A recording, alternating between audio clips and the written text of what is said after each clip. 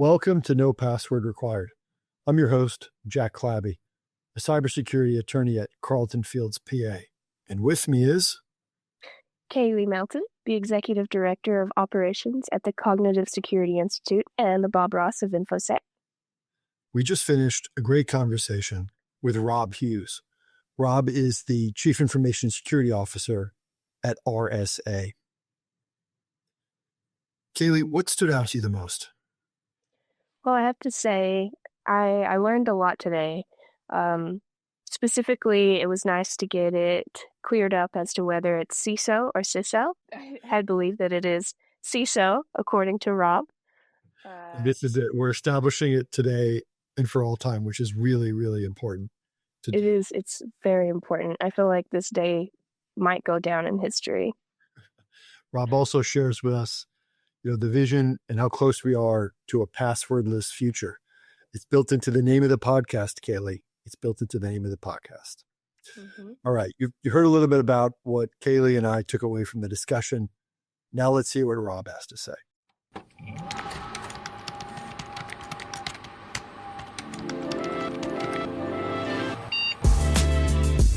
Welcome to No Password Required, a podcast dedicated to showcasing the top personalities in the world of cybersecurity.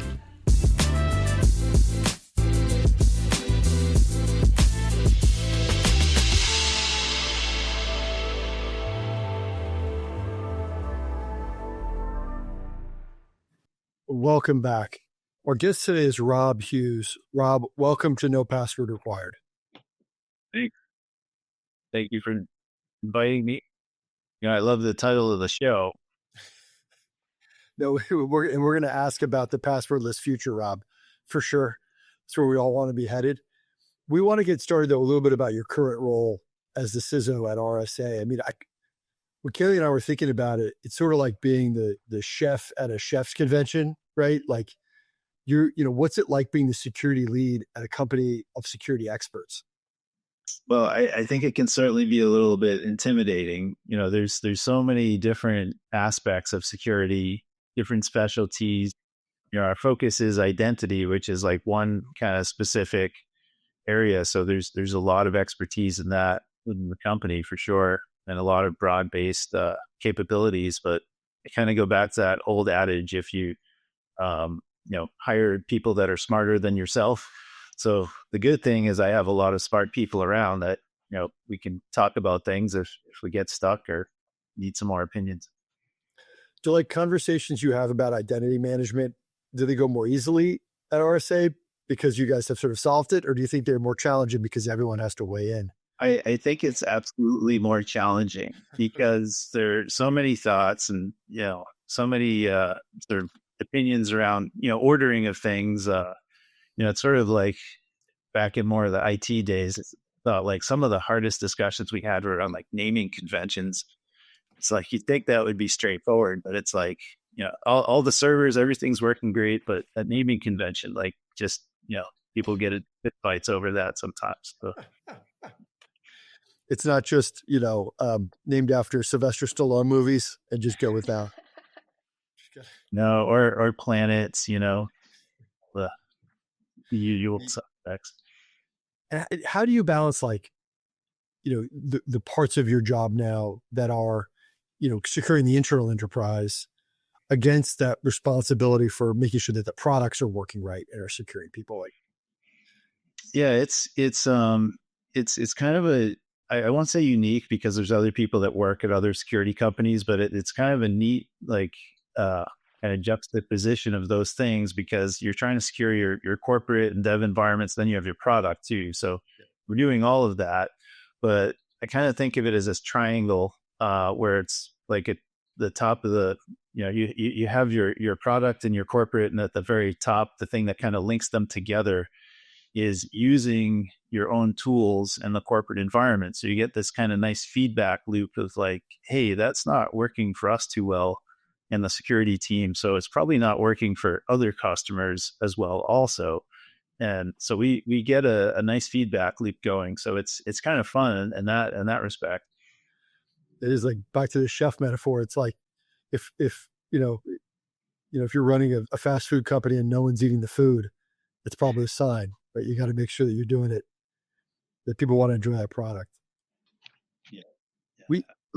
Rob, I understand that at some point during your RSA tenure, you were the acting CISO before you were the CISO, right? Having that, how did that built-in transition work? And do you think that was that helpful for you settling into the full-time role?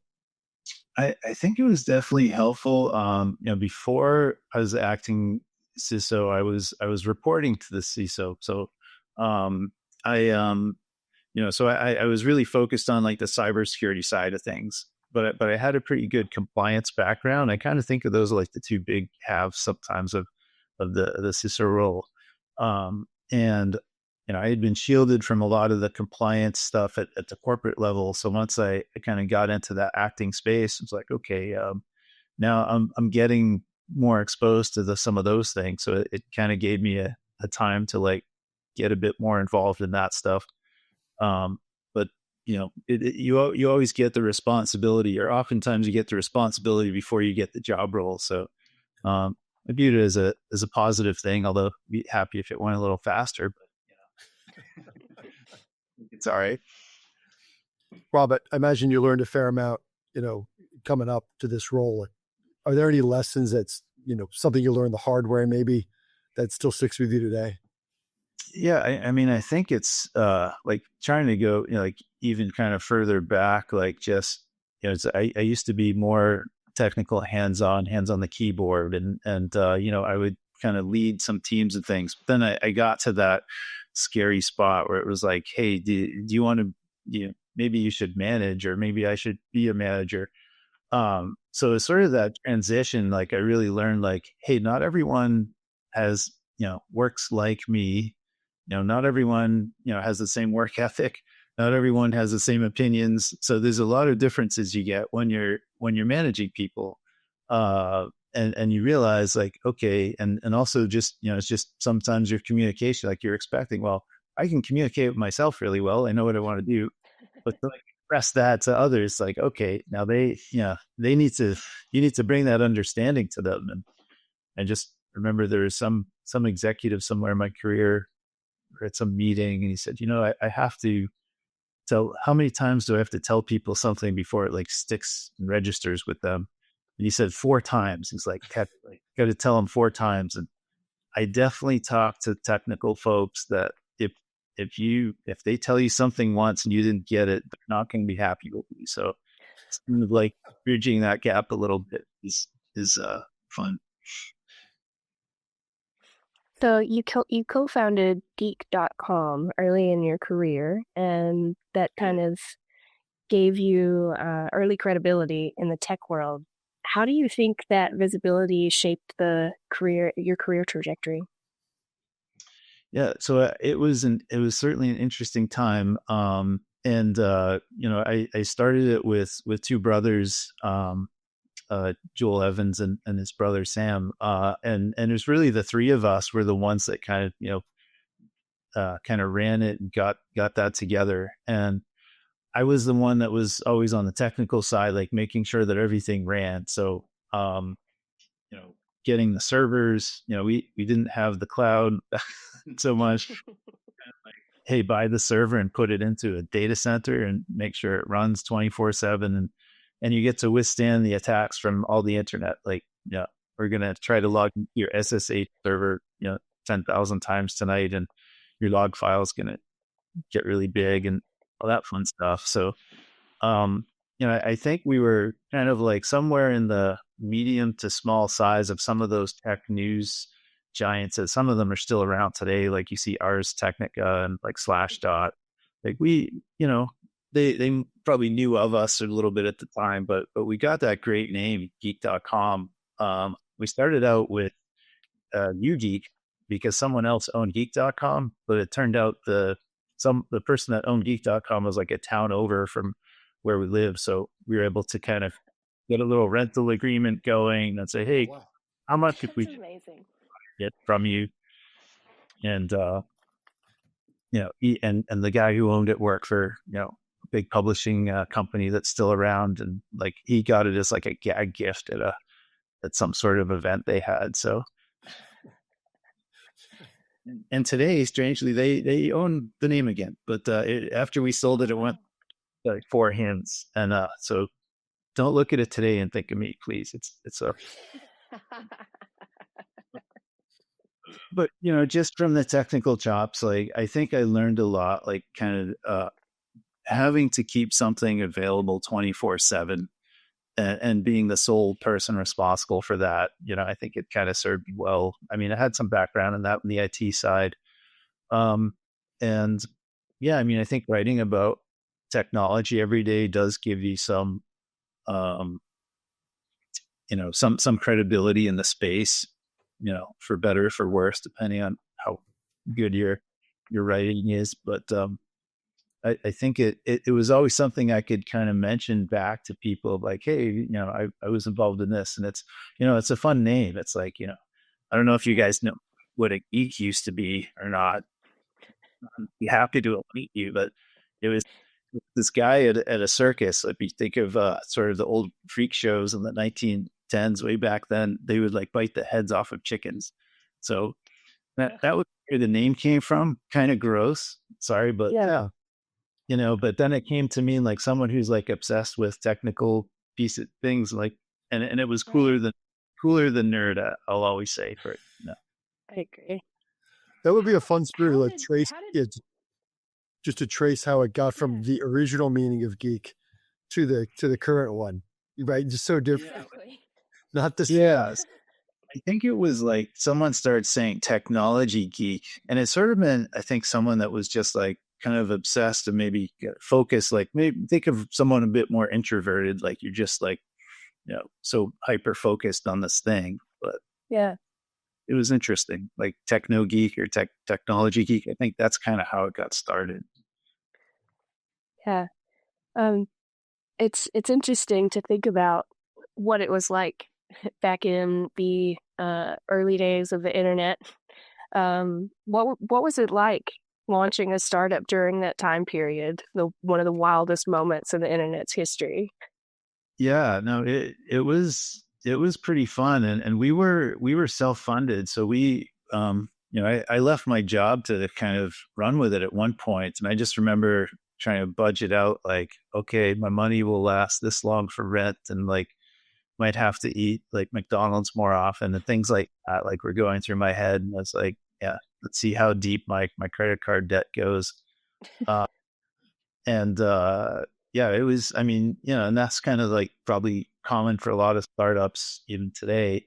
But, some of the crazy stuff around the dot-com boom was, if you went to try to get money from an investor, we had these different conversations. Like we ended up just staying self-funded, but we talked to some angel investors, and they were, very skeptical of everything. So they had smaller chunks of money to put in. And like, I don't see how you guys are going to make money, so what's in this for me? And you talk to like the bigger investors, or like the people that would help get the bigger investors. Like, okay, you need a business plan, and the business plan should ramp up within 3 years to $60 million in revenue.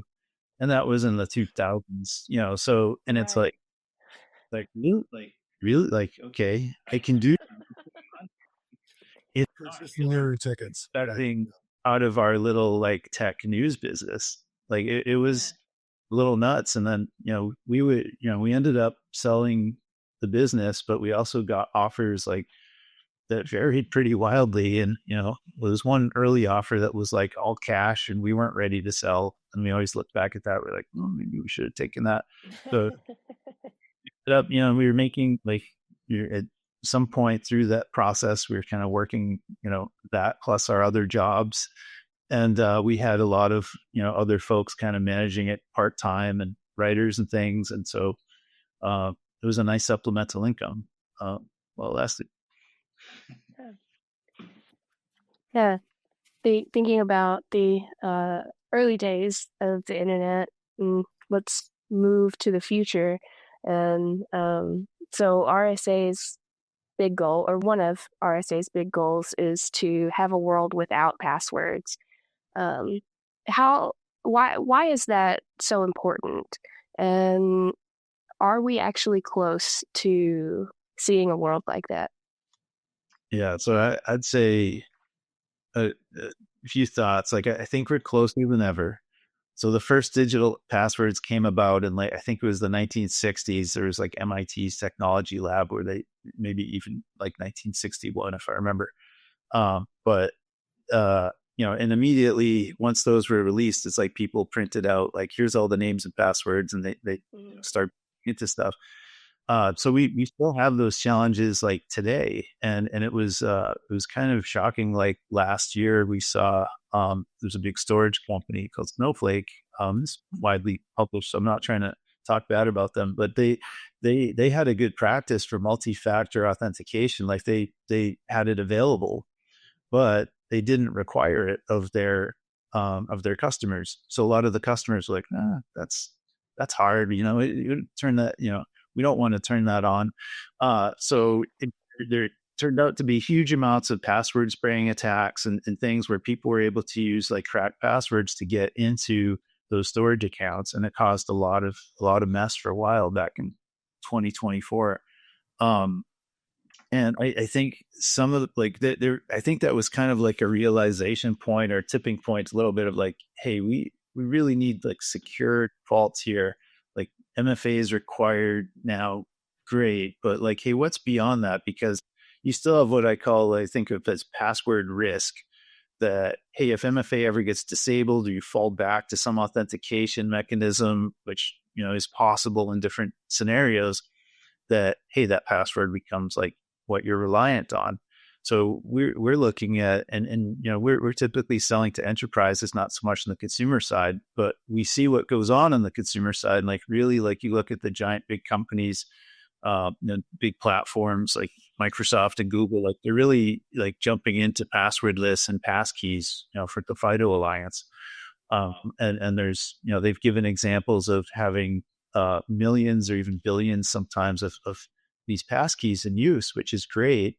But I think still a lot of the smaller systems and things rely on passwords, and you can't trust the user to not share the same password across all their platforms or something pretty close even.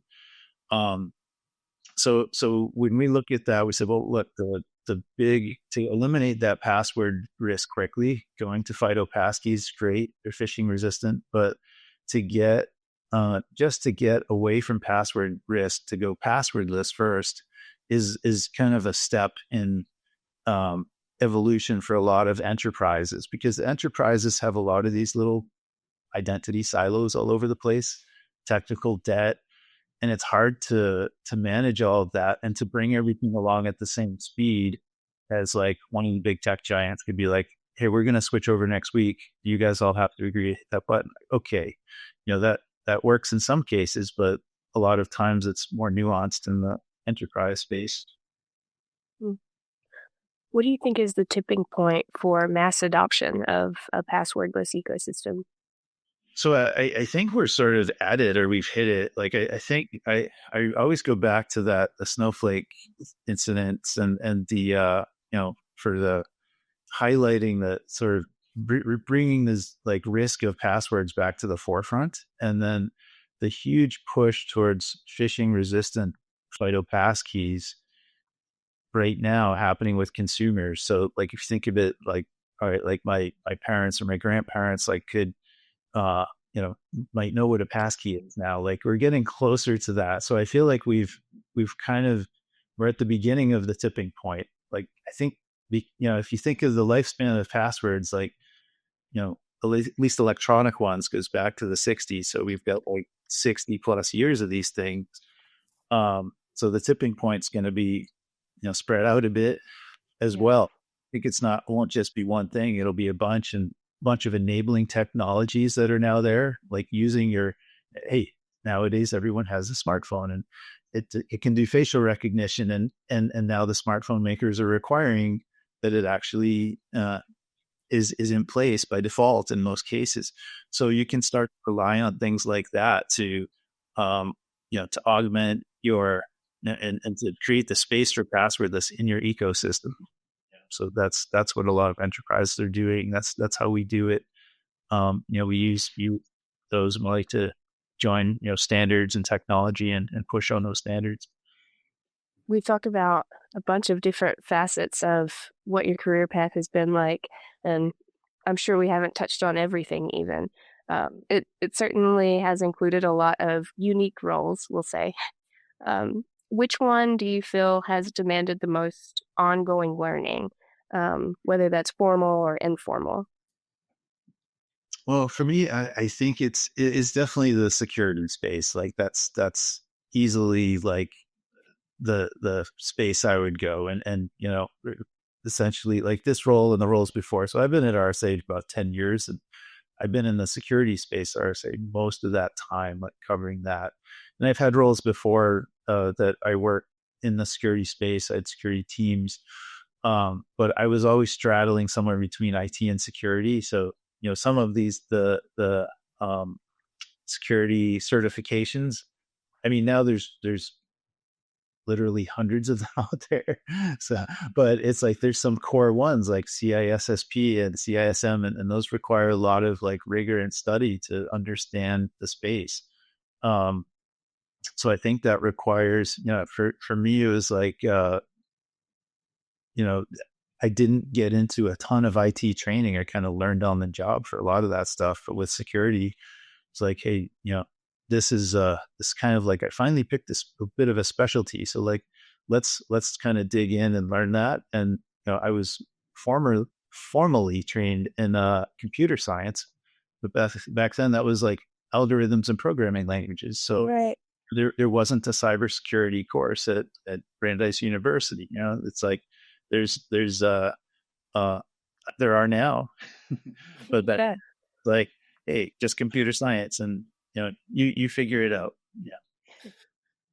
The computer science is like, it's like learning how to like pen science, right? Like here's how a pen works, but it doesn't tell you always what to write with it to some degree, right? Well, yeah, like I always think it's like going to a high-end law school where they're like, hey, you can read these books on like the theory of law from the 1860s and now go to court and like eat a parking ticket. So you have to like learn how to apply all that stuff. What are the jobs, Rob, that you had was with Philips Home Monitoring? And I just don't know if it gets any more like, life critical, zero failure in terms of an environment. What was that like? And how did that stress stack up to other roles you've had? Yeah, well, it was definitely a different feel. And it's like, I think about that sometimes, like, all right, you have these kind of financial critical roles that when I joined RSA, we had a few companies together, kind of separated a bit from when we started, but one of them was really focused on financial transactions and fraud detection, company now called Outseer. I had a lot of great learning there on the compliance side, dealing with PCI and credit cards, and thinking about, hey, this doesn't feel that different than the urgency of the life critical. You're still going to get woken up in the middle of the night either way. But like for life critical, I mean, it definitely has a feel in a different way. It's just sort of like, hey, a life is relying on you. So that's more important than finances. But your immediate like up and down and like, let's try to get this thing on, like they're both like very forceful. Like you need to have that sense of urgency. And it's like, if your sense of urgency in life critical is like seconds, in finances, it's also going to be seconds. So it's like from that aspect, it's hard to differentiate, but there's definitely a different feel afterwards, how things go. And, if folks are unhappy with how things went, or if there are some consequences there, like, and any large life critical service is going to kind of have those aspects of it. And you get somewhat, sheltered from that if you're the person working on the tech side, till you need to maybe go into court one day or something and defend the company or what happened. So that's, and luckily at that time it was more my boss that had to do that, but it's something, that made it feel, very, very real. But I was just going to say, Philips Home Monitoring, they had a service called, it was basically helping elderly folks that were living alone. They could hit a button and get help. Many people in the U.S. I've fallen and I can't get up. Yeah, exactly. That was their big competitor, and they're actually bigger than them for some period of time. But it was rewarding too, because you do every day, you're helping people. So I don't want to, just dwell on the worst cases, but there was a lot of good in there. I think people really felt, positive working there and doing that. But, you know, uh, and Philips home monitoring is an idea that's kind of like Philips kind of moved on in their medical healthcare home monitoring. Like they've kind of gone into different directions nowadays. Yeah, there's a lot of Internet of Things sort of approach to what they're doing, or connected devices. Yeah. And I think that they were kind of a little early to the idea of home monitoring. Like, you know what, if that had coincided with COVID hitting, like I think they would have really like hit a huge chord, but they were about 20 years too early for that. There was a bike shop around the corner of my house that closed down 1 week before the lockdown hit. And I always think if they had just held on 1 more week, and suddenly everyone wanted to be outside bicycling. Yeah. Man. This is right on the edge. Rob, can I ask, what do you do to manage stress? Like, do you have personal practices, any tips for other security professionals? Like, how do you manage it? You've been in, high pressure environments for such a large chunk of your career. What do you do to keep your head up? I mean, it's like I'm sort of used to it, and I think it's like part of my personality is like just at least on the outside, just kind of appearing very calm and kind of stable, reasonable most of the time. My family knows I'm not always like that, and like friends and things, but I think it's the stress is just something like I've worked in IT operations for so many years now.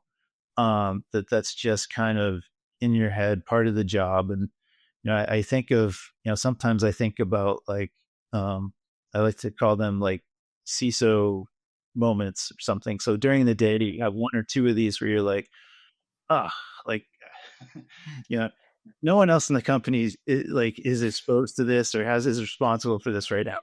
I couldn't deal with this and do something about it. And so those are like sometimes the hardest hitting ones where you're just like, all right, this might be a kind of a new thing. You have to kind of get people together and explain what's going on, explain the risk. And sometimes I think I have like 1 or 2 of those a day, keeps the blood running. But I think I got a dog about 6 years ago, so that's helped going out on those walks every day. But exercise is good. Good food, good drink, but it's finding times to decompress so that you're not on always all the time. Like my team knows that I can be intense sometimes, and sometimes a bit of a workaholic. I work kind of into the early evenings a lot of time, and they're probably like, "Hey, will you just cut it out?" So I think about that at those times. I'm like, "All right, that's enough. Just stop that and do something else for a bit." So I'm curious, what's one cybersecurity belief that if you're just scrolling on LinkedIn and it comes across your feed, that you're not going to be able to help but jump into the comments and argue a point? Well, it's tough to like pick one, because most of the time LinkedIn feels like it's people saying how great their time was with the group they just met with. But sorry, was that editorializing? But You're not wrong, Rob. Yeah, the things that and which is fine. Like you should enjoy being with your teams, but also and I think LinkedIn is a bit, on the social media side, obviously. And I think this kind of more of a theme, I would say, of like, folks saying like, hey, this new tool or this new thing is going to fix this, your security issues. Like, look, security is about kind of some boring things like stability, documentation, guidelines, policies, and your operational activities that are sticking with it and metrics. And it's like, if you can't do that stuff, a new tool isn't just going to magically fix all that stuff, right? Like you need that strong basis. And it's like, so I would say, look, a new tool may not help, but let's say a new method, like let's say passwordless or identity governance that stand on top of like good foundations that, good practices are things that can help your security stance. Rob, just last question for this sort of section of our talk here, but I do want to ask you about video games. We try to ask all of our guests about it, but you mentioned before you play video games with your children. What kind of games are you playing? Are there ever circumstances where you let them win? Yeah, well, I was laughing when like we had big surprise. Like there were some pre-questions. I saw that one, but would you let them win? And it's like, well, I just thought back to this. I was playing Impossible Creatures, which is this 1990s. It's far back there a bit. I don't know, can't remember how far back, but it's like you merge these animals together, come up with these crazy things, like you basically kind of fight each other. And so I was playing with my kids, and my daughter had to be like 8 or 9 or something. And, after we played a couple of times, I was like kind of letting them win. And then we started up the next game. And then like before I had even built out all my stuff, like all these creatures came up, just like wiped out my whole face. It's like, all right. So at that point I knew like there's no more letting them win. Like they're hurt. Exactly. Let me win if they feel sad for their old man or something. But yeah, we try to play some games. Like I get into the RPG games a bit, like, Grim Dawn is a good one. Path of Exile, like, and those are Path of Exile, super complex. Like like really, really bright folks that have said, I don't want to play Path of Exile because it's too complex. And it's like, no, you're right. It's like, but it's like, and then this, I don't know, it's like a whole world that people can live in. I don't get into it that much, but I think it could be fun, like especially the multiplayer aspect of it. Sort of Diablo 4 is another, like that's a little bit like less brain power and just get in there and just smash everything, and it's fun. It's awesome. That's good to have balance too, and play some of the older games and then some of the really complicated newer games too. I think that's sometimes I go back and forth between what I want to do. I'm playing a lot of Dr. Mario now, the original NES, because that's at the end of the day, that's where my head's at sometimes. But then when you go, larger pieces, getting into some of the more online games, but it just depends on 6 months of one and then 6 months of the other. I think it's good to have a balance. Yeah. I get less interested in like those kind of quick twitch games where you have to like move perfectly. Yeah. Like Mario drives me insane sometimes. It's like, let's go where you slide off the platform. So my son likes to build these levels of Mario, and like just builds it like especially annoying levels that are impossible and puts them online. And I go and play through them. He's like, let's see if you can get through this one. I'm like, all right, I got past this thing. Then this like, something, a big bullet will come out. Yeah, no bullets. There should be like, I'll play it, but no bullets, no underwater. No bullets. It just, I don't know. He loves that stuff. He's very good at that. Well, we'll take a short break, and when we return, we'll have Rob complete our lifestyle polygraph. So stay with us. You're listening to the No Password Required podcast. We cover cybersecurity and a lot of other stuff.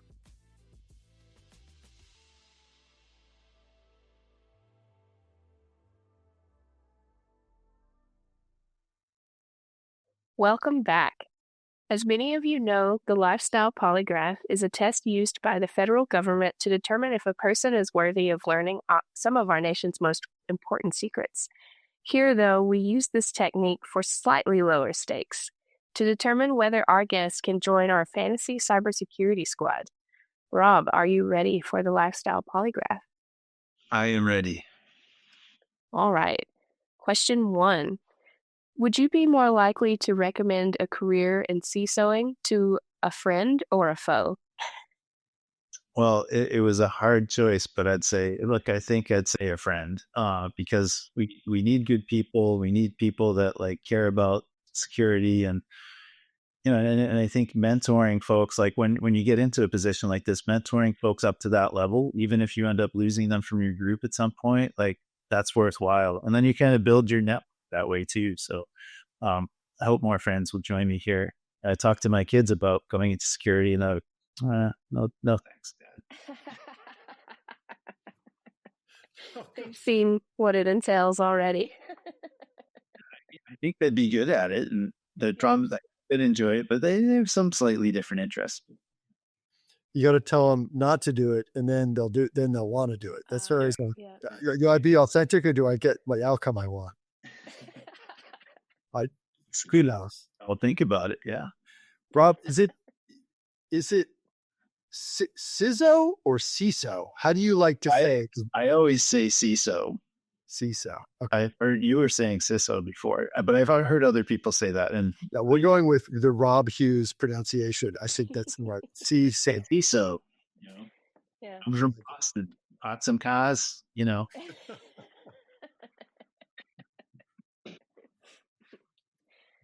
I say it both ways. I thought both of the ways I say it is wrong, but I think if we have the CISO for RSA, I'd figure we're going to get the definitive answer. Beyond the CISO. We're going to establish it today, Rob. Let's make that the definitive. All right. Number 2, you've never purchased a new car. Can you tell us why, and what would your dream junker be to fix up? Sure. I tend to get attached to older vehicles. I have this junker that was my second car. My first car got totaled. A second car that I had, it was a 79 Malibu that my uncle gave me. I think it was like a $1 purchase or something. Needed some repair. He's just getting out of college, and so it's kind of a fun car with a V8 engine. And like over the years, I've made some improvements to it. Just got fuel injection put into it, which is really great for so much better. It's just amazing. That's incredible. I didn't. It's still operating, Rob. It's still operating. Yeah, I still have it. So I won't take credit for putting the fuel injection in myself. That's a little I like to tinker, but that's probably beyond. That would be taking me a long time to do, I think. But it's sort of my dream car. Is probably it's very specific 71 Plymouth Barracuda. Ooh. A few different models, but I've always loved that car for it's featured in this movie called Phantasm, and it's stuck with me as hey, that car is cool. And I started looking at how much they cost, even the old ones, and it's they go into the hundreds of thousands of dollars. I was like, 79 Malibu feels like a little bit stubble, but now you can get an electric car that blows away all the hot rods, and it's all right. I like it when they take an older car and they bring out a new model of it. You know what I mean? They did that with some of those Nissan Zs. They have a newer one now of it. Yeah. It's kind of this cool idea of you can still get a Charger that's still a lot of fun to drive. Oh yeah. The Charger and the Hellcat edition, and I think is pretty cool. And then there's I want to say there's a new Toyota Supra that and some Nissan that are basically launch cars. You just put in launch mode, hit the pedal, and you just take off. It's pretty amazing, but not as common vehicles, I guess. Yeah. All right, number 3. What is a reality show that you would dominate? I would say, I think one that would be fun anyway would be something like Ninja Warrior, but for CISOs. Wonderful idea. I've always liked the look like that show. I'm could I do that? And just, and I make it substantially higher odds that I win or get through more of it as all people. I don't know that I would dominate, but I'm sure there's some real physical type CISOs out there that it could be like a B-sides village. It could be lock picking, then soldering, then wireless hacking. You could do it like a series of sort of adjacent skill sets. Yeah, Ninja Con, but it's the physical skills, not the I'm a security ninja thing. Yeah. I think people make fun of it if it was about the calling your security skills ninja skills. Oh, totally. I mean, it's the cyber world. They're going to make fun of it for something anyway. Yeah. No. Okay, number 4. What's one horror film franchise that you think is deeply underrated? Well, I already alluded to it a little bit, but just Phantasm, which is spelled PH, at the beginning, but it's and look, I was thinking like the whole franchise might not be great, but the first movie is just so amazing, like in all the wrong ways, and it's just like, Right. It's a snapshot of the time period, right? And it's just these different scenes, and you're like, it's almost like watching The Chair Company today. Just like, Oh my God, yes. Just utterly surreal and like, what is even happening? like and I don't know, I love that because that was just some really good like horror spooky moments that just like, great thematic stuff. Like it was original, and I really like that about it. It was great, and the car. That's what that 71 CUDA's from. That it's like, hey, how much does that one cost? It's $1 million. Cool, $500,000, no big deal. Okay, final question. We are going to make you the Dr. Frankenstein of cybersecurity. You're going to create a cybersecurity monster to star in a horror film. What characteristics are you giving this monster? Oh, and look, I don't think this is going to be a very scary movie, except for security professionals and IT people. But it's a technical debt, like dripping with technical debt, that speeds up time and changes things randomly. And maybe an aspect of like, private equity business people coming in and like driving things forward. Like, oh, They're going to just say synergies. yeah. I mean, I joke about the business, like you have to have the business empathy, and I think, but it's really makes it challenging because it makes change happen. As the business changes, you got to adapt to that, and that's tough. So those are my Frankenstein. It's brilliant. The speeding up of time is a great horror feature, right? Where that's the one thing you just want more of, but instead everything's going to happen all the same. Yeah, like we kind of slow down a little bit so we can get there and patch everything and deal with the technical debt. But it's like, all right, it's next year, and you didn't fix that thing still. It's like, So, Jack, what do you think? Does Rob have what it takes to join our fantasy cybersecurity squad? He does. Rob passed the lifestyle polygraph, and I think he could be, among other things, on our fantasy cybersecurity team. He could be our driver and head of car maintenance, and we could expense to corporate a 71 Barracuda for him to work. That sounds good. Yeah, I'll be the getaway driver. Yes. Thank you very much for joining us. If our listeners want to connect with you, learn more about RSA, how can they do so?